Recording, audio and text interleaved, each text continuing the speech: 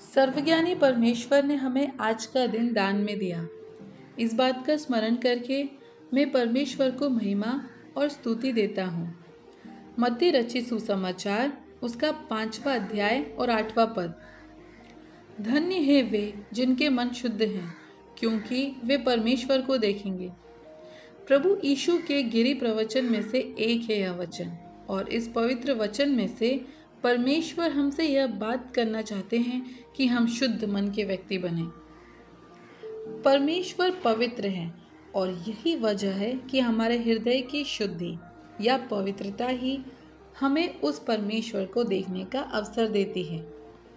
हमारे बाहरी प्रकटीकरण से बढ़कर हमारे हृदय के विचार और हमारे सोच को परमेश्वर दूर से ही जानते हैं, और यही कारण है कि हमारे मन में जो हम सोचते हैं उसे हम जांचते रहें।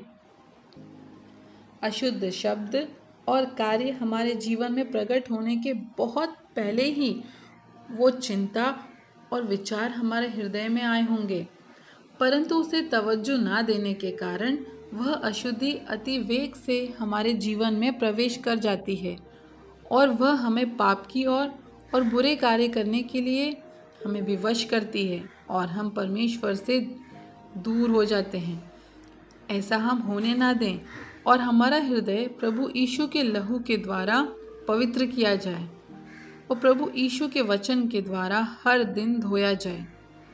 प्रतिदिन प्रभु का वचन पढ़ें, समझें और ग्रहण करें। अपने जीवन में हम परमेश्वर के वचन को प्रथम स्थान दें। हम कितने ही सावधानी से अपना जीवन क्यों ना जीते हों, परमेश्वर की उपस्थिति में पश्चाताप करें और हृदय की शुद्धि हर दिन बनी रहे।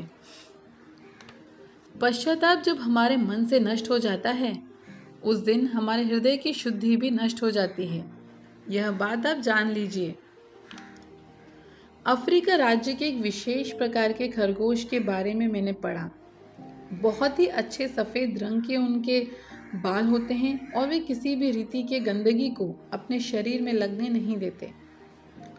वे लोग गंदगी से बचकर समूह में रहते हैं, परंतु अनजाने में जो गंदगी उनके शरीर में लग जाती है उसे हटाने के लिए वे ऊंचे चट्टान के ऊपर जाते हैं और उनके शरीर में जो गंदगी लगी उसे वे उस पत्थर पर जाकर घिसते हैं। वे जब उस गर्म चट्टान पर जाकर अपना शरीर घिसते हैं तो उन्हें बहुत दर्द होता है, परंतु जब तक वो गंदगी उनके शरीर से हट नहीं जाती तब तक वे यह प्रक्रिया दोहराते हैं।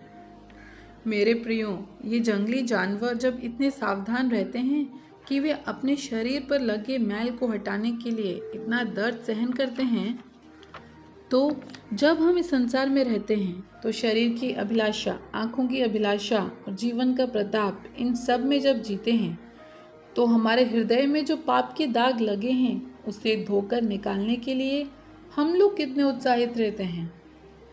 जब भी पवित्रताई की बात आती है तो हम दूसरे लोगों से अपनी तुलना करते हैं और यह बात हमें अशुद्धि की ओर अग्रसर करती है।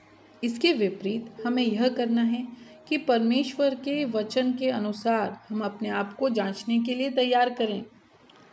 आज बहुत लोग भक्ति का पहरावा पहनकर परमेश्वर के भय और भक्ति को त्याग देते हैं।